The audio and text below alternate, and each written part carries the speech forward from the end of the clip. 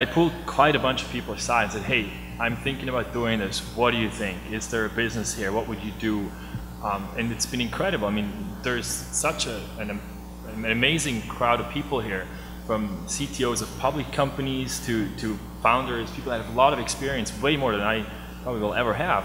But these people have been incredibly useful. And to date, I'm still, like, whenever I'm out there, I'm talking to people and asking people. I talk to Paul, I'm like, what do you think?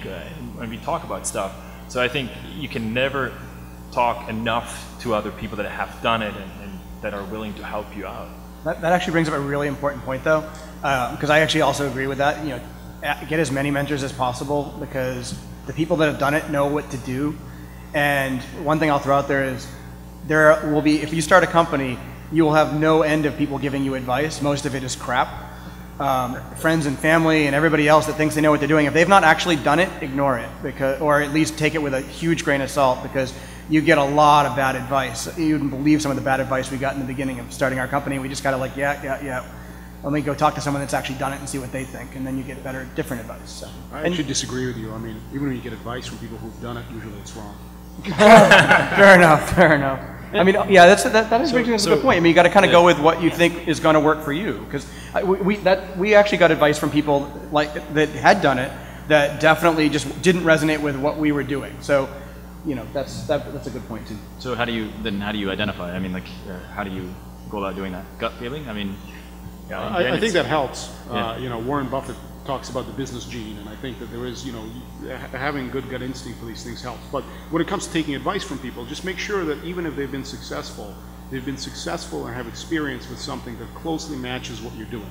Not in terms of the technology, but the type of business. For example, if you're starting a consulting business, don't take advice from somebody who started a products business. They probably are not going to have as much useful things to contribute. If somebody hasn't done a bootstrap business before and comes from more of a VC background, guess what? They're going to really be promoting the idea of you taking VC investment, even though that's not appropriate, and so on and so forth. I was at a business conference and someone was trying to tell me I should franchise my business. I'm like, come on, dude, really?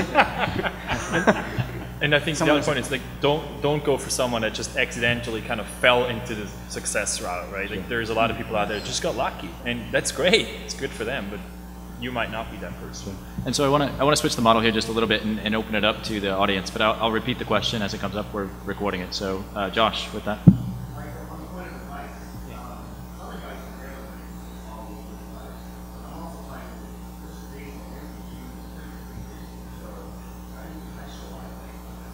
So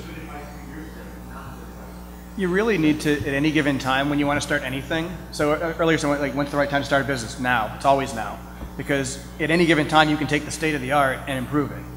So really at any given time you have to go to, you collect the advice now as far as what people are saying today, and do your own research. And once you've collected from enough people, you get a sense for what works and what doesn't work. Like, I'll give you a quick example. We had talked initially to different people about how we were going to fund this thing, and a lot of people were trying to get, you know, go the VC route, or definitely don't go the VC route. And what actually worked for us is something that most people have never even heard of, which is convertible notes. If you take, it's a loan that says at the end of the loan term, it's going to convert into preferred stock. And that actually worked really well for us, and we were able to raise money with that. And we had tried some other things first that didn't work at all. It didn't get a hit, even a single hit. So sometimes you just have to take what's out there and try different things too, experiment. The other thing is we talked about mentors. You also have to set yourself something like a big audacious goal. You have to set yourself a goal of getting somebody who is a real recognized expert. Don't just go for your buddies and your friends and people say, well done, isn't it exciting? Don't do that. They're going to give you the good news. Get somebody who is recognized. Now don't stalk them. Okay, no stalking, no Facebook friending. This is a business relationship. But they're going to want to be a mentor. They're going to be recognized, and they're going to be an industry leader. And you go after that person, and you build a relationship with them, so they will sit down with you once a month, once a quarter, and you can talk about your problems. They don't need to be necessarily totally aligned with your business, but they have to understand the business models. Okay. And so, Josh, your question specifically about essentially it was the landscape is changing really fast, and is that in terms of VC money, or in terms of just the overall technology, or?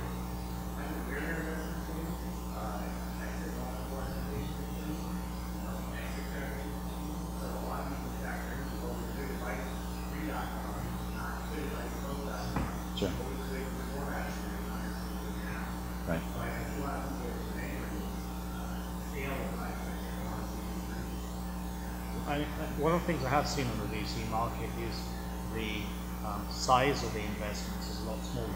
They're spreading their risk across a much wider portfolio.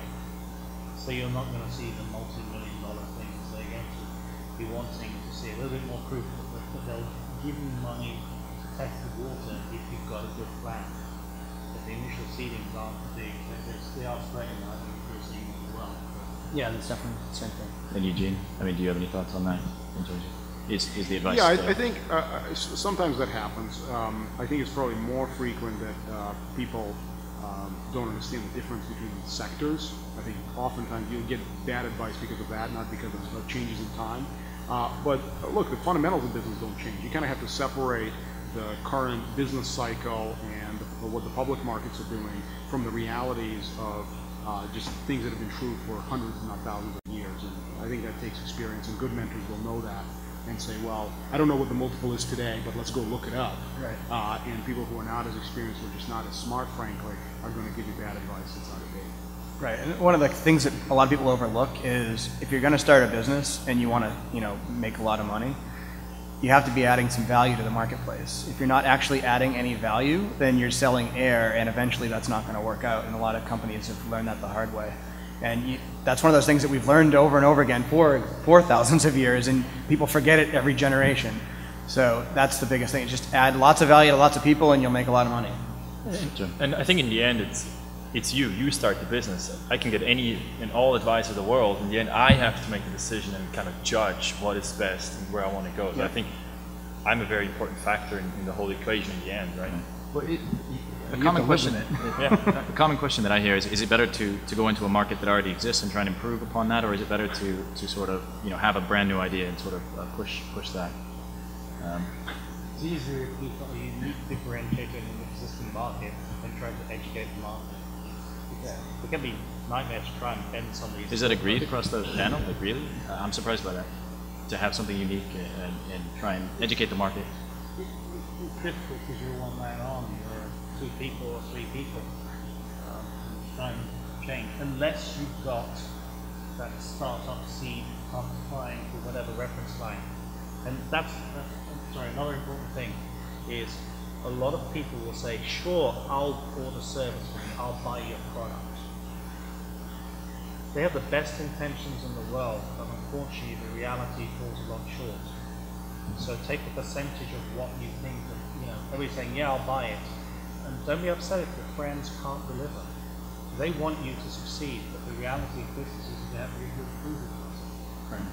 And, I mean, what you're getting at is the whole blue ocean versus red ocean thing. So are you going to fight in the bloody waters of competition, or are you going to try to find some new uncharted territory? And if you can find that uncharted territory, it's fantastic, but sometimes you have to at least start in the area where the waters are a little bit bloodier, because people understand how to buy that, like what you're saying. So if people aren't educated on how to buy it, now what you can sometimes do is you get in there and you sell them one thing, and what you're really selling them is something slightly different, and once you're in there, you can educate them on the better way, not to give you an advertisement, just as an example, we do training, but what we really do is we transform the way people think about security.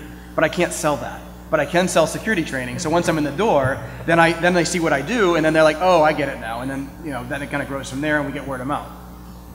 I'm not saying don't be agile, don't be ineffective, because it's like if your business doesn't roll, it stagnates. So always push the edge. I've heard more than one person say that if you end up with the same business you set out to create, you failed, because you probably, you're being too inflexible. It always changes along the way. There's a question in the back.